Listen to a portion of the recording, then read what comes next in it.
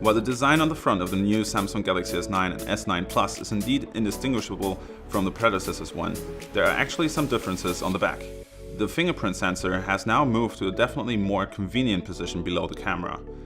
And ta-da! The Galaxy S9 Plus actually manages to differentiate itself from a smaller sibling by inheriting the Note 8's secondary camera for some bokeh-licious portrait shots. But is that actually enough for the S9 Plus to finally overcome its weird sandwich child role between the S9 and Note? Let's find out. The S9 Plus also boasts a new main camera that now has taken over the lead in the race for the biggest aperture in any smartphone. It's the variable aperture f1.5 lens that some of you may have already seen in the weird Asia-only luxury flip phone Samsung W2018. Variable aperture means that you can actually physically stop down the lens to f2.4, albeit not with a true mechanical aperture, but with some kind of a mask that gets pushed over the sensor. You can either do that manually in the camera's Pro mode or leave it up to Samsung software. The switch will actually happen at around 100 lux. But why would you actually want to do that trick anyways? First of all, reducing the aperture to f2.4 will give you a less shallow depth of field.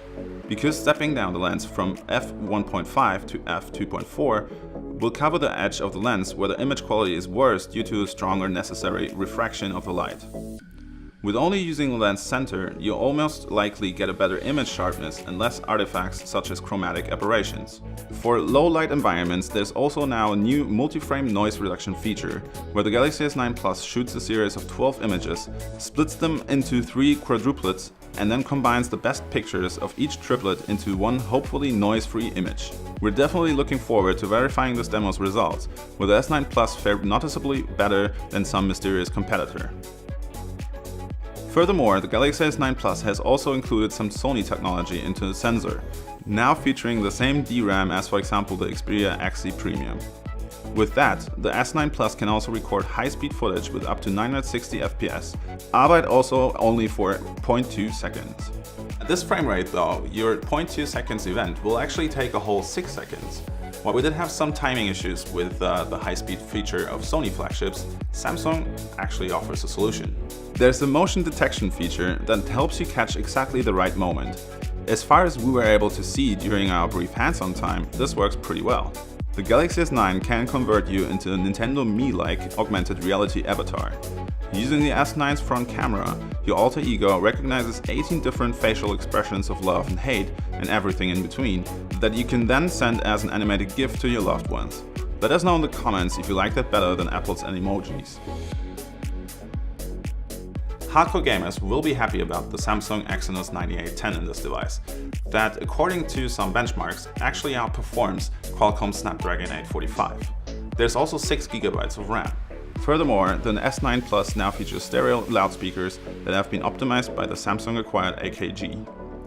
Plus, there's Dolby Atmos, which you can enable for any content that you play back with your smartphone.